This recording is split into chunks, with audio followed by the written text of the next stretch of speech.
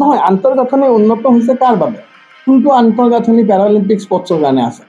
আপুনি দেখিছে নেকি ক'ৰবাত? মইতো দেখা নাই বিং এজ এ পেৰালিম্পিকত কোচ। এতিয়া আমাৰ ট্ৰেইনিং ফিল্ড কিবা আমাৰ কাৰণে আছে নেকি? আমাৰ ল'ৰা ছোৱালীৰ কাৰণে মই আপোনাক কওঁ বেষ্ট ফেচিলিটি বা ভাল ফেচিলিটি ক'ৰবাত আছে নেকি? আমাৰতো ক'ৰবাত চুকে কোণে চাইডে খেলিহে আজি আমি ইমানখিনি কৰিছোঁ। আজি আমাৰ আনস্মিতা কোঁৱৰৰ কাৰণে কিবা হাই পাৰফৰ্মেঞ্চ ট্ৰেইনিং আছে নেকি? আজি যে ইয়াতে কিবা হৈছে সেইখিনি আমাৰ আছে নেকি? পেৰা স্পৰ্টছৰ কাৰণে কিবা আছে নেকি? আপোনালোকে কওক যদি মই ভুল। আমাৰ আন্তঃগাঁথনিটো আমাক লাগিব ন। আমাৰ কাৰণে এটা ছুইমিং পুল য'ত আমাৰ খেলুৱৈখিনিয়ে কৰে, আমাৰ কাৰণে এটা এথলেটিক ট্ৰেক য'ত আমাৰ কাৰণে এটা ট্ৰেইনিঙৰ টাইম থাকিব, তেতিয়াহে হ'ব। আজি আমাক কোচেছ ছাপৰ্ট, হাই পাৰফৰ্মেঞ্চ ছাপৰ্ট, বাকী চব যদি আমাক দি দিয়ে, আমি নকৰাৰতো কোনো ৰাস্তাটো মই দেখা নাই। আমাৰ কাৰণে যদি এটা ষ্টেডিয়াম হয়, মই যে ক'লোঁ যে এবেলৰ নিচিনা যদি 20% ছাপৰ্ট পেৰালিম্পিক স্পৰ্টছে পাই যায়, তেতিয়া মই আপোনাৰ গ্ৰাছৰুট লেভেলৰ কথা কোৱা নাই, মই আপোনাক আন্তঃৰাষ্ট্ৰীয় পৰ্যায়ৰ কথা কৈছোঁ। ৱৰ্ল্ডৰ টপ গেমছবিলাকৰ কথা কৈছোঁ, যোনখিনি elite events of the world. আজি যোনটো Asian games, para Asian games, Commonwealth games, Paralympic games, এইবিলাকত অসমৰ আজিলৈকেতো আমি মেডেল পোৱা নাই, মেডেলৰ ক্ৰাইচিছ আছে। বা এবেলতো যদি আমি পাইছোঁ, তো আমাৰ এজন দুজন খেলুৱৈহে আমাৰ সুনাম অৰ্জন কৰি আনিছে। তো এই ক্ৰাইচিছটো মিনিমাইজ হৈ পেলাই number of medal can be increase in Asian para games, in Paralympic games, in Commonwealth games from Assam athletes.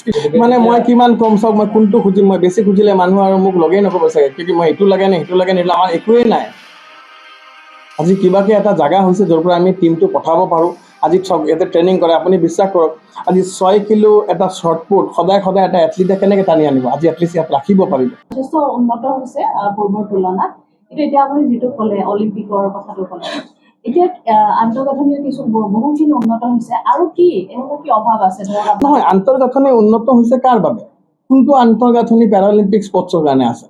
আপুনি দেখিছে নেকি ক'ৰবাত? মইতো দেখা নাই বিং এজ এ পেৰালিম্পিকত কোচ। নাই, মইতো আজি আপুনি যে কৈছে আন্তঃগাঁথনি, সেইটো কোৱা নাই। আপুনি যিটো ক'লে তেতিয়াও ভাষণত কৈ আছে, যিটো ছাপৰ্ট পাইছে আপোনালোকে, কিহৰ ছাপৰ্ট? চৰকাৰী যিটো ছাপৰ্ট পাইছে।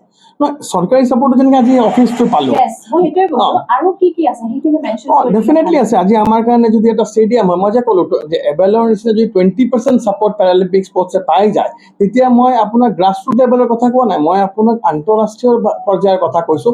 ৱৰ্ল্ডৰ টপ গেমছবিলাকৰ কথা কৈছোঁ, যোনখিনি elite events of the world. So' যেনেকৈ আজি আমাৰ ট্ৰেইনিং ফিল্ড কিবা আমাৰ কাৰণে আছে নেকি? আমাৰ ল'ৰা ছোৱালীৰ কাৰণে মই আপোনাক কওঁ বেষ্ট ফেচিলিটি বা ভাল ফেচিলিটি ক'ৰবাত আছে নেকি? আমাৰতো ক'ৰবাত চুকে কোণে চাইডে খেলিহে আজি আমি ইমানখিনি কৰিছোঁ। আজি আমাৰ আনস্মিতা কোঁৱৰৰ কাৰণে কিবা হাই পাৰফৰ্মেঞ্চ ট্ৰেইনিং আছে নেকি? আজি যে ইয়াতে কিবা হৈছে সেইখিনি আমাৰ আছে নেকি? পেৰা স্পৰ্টছৰ কাৰণে কিবা আছে নেকি? আপোনালোকে কওক যদি মই ভুল হ'ব পাৰোঁ, কওক আপোনালোকে। আজি সকলো মিডিয়াক মই কৈছোঁ ভুল নহয়, একেতো মই কৈছোঁ যে আমাক যদি 20% ছাপৰ্টত যাম, 100% নালাগে। 20% ছাপৰ্টটো যদি আমাৰ খেলুৱৈক আৰু আমাক দিয়ে, আজি যোনটো Asian games, para Asian games, Commonwealth games, Paralympic games, এইবিলাকত অসমৰ আজিলৈকেতো আমি মেডেল পোৱা নাই, মেডেলৰ ক্ৰাইচিছ আছে।